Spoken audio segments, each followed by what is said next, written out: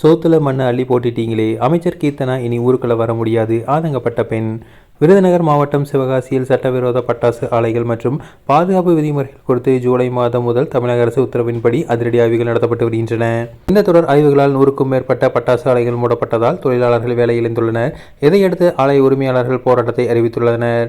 இந்த நிலையில் அமைச்சர் கீர்த்தனாவை இனி சிவகாசி ஊருக்குள் நுழையவிட மாட்டோம் என தொடர் ஆய்வினால் மூடப்பட்ட பட்டாசு ஆலையில் பணியின்றி வேலையிழந்த பெண் பட்டாசு தொழிலாளி ஒருவர் வெளியிட்டுள்ள வீடியோ பரபரப்பை ஏற்படுத்தியுள்ளது.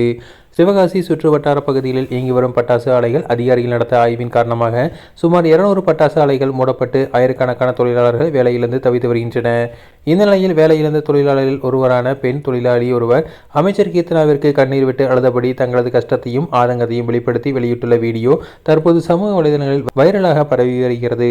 வீடியோவில் எங்களது கண்ணீருக்கு அமைச்சர் கீர்த்தனா பதிலளிக்க வேண்டும் என்றும், வாக்கு சேகரிக்க வந்தபோது உங்கள் வீட்டு பிள்ளையாக இருப்பேன், எல்லா மக்களுக்கும் துணையாக இருப்பேன், பணத்தை வாங்கிக் கொண்டு எனக்கு வாக்களியுங்கள் என்றெல்லாம் சொன்னீர்களே, உங்களது பிள்ளையாக நினைத்துதான் வாக்களித்தோம். ஆனால் தற்போது எங்களது கஷ்டத்தை கேட்கக்கூட வராமல் தீவிரவாதி போல் ஓடி ஒளிந்து கொண்டிருக்கிறீர்கள் என சராமரியாக கேள்வியை எழுப்பிய அந்த பெண்மணி, கூப்பிட்ட குரலுக்கு ஓடோடி வருவேன் என்று சொன்னீர்களே, உங்கள் எங்கு தேடினாலும் கண்ணிலேயே தென்படவில்லை என கூறியுள்ளார். ஒரு நாள் சாப்பிடாமல் இருக்க முடியுமா? நாங்கள் 4 மாதமாக சாப்பிடாமல் பசி பட்டினியோடு இருக்கிறோம். உங்கள் பசியை போல் ஏன் ஏழைகள் பசியை பார்ப்பதில்லை? பட்டாசு தொழிலாளர்கள் தங்களது பிள்ளைகளின் கல்வி கட்டணத்தை கூட செலுத்த முடியாமல் தவித்து வருகிறோம் என தெரிவித்துள்ளார். தங்களைப் போல் எங்கள் பிள்ளைகளையும் படிக்க வைக்க வேண்டும் என்ற ஆசை எங்களுக்கு இருக்காதா?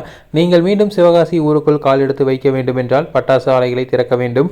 இல்லை என்றால் சிவகாசிக்குள் உங்களை நுழைய விட மாட்டோம். அவ்வளவு கொந்தளிப்பில் இருக்கும் எங்களது கண்ணீருக்கு நீங்கள் 4 நாட்களில் பதில் சொல்ல வேண்டும் என ஆதங்கத்தை கொட்டி தீர்த்துள்ளார்.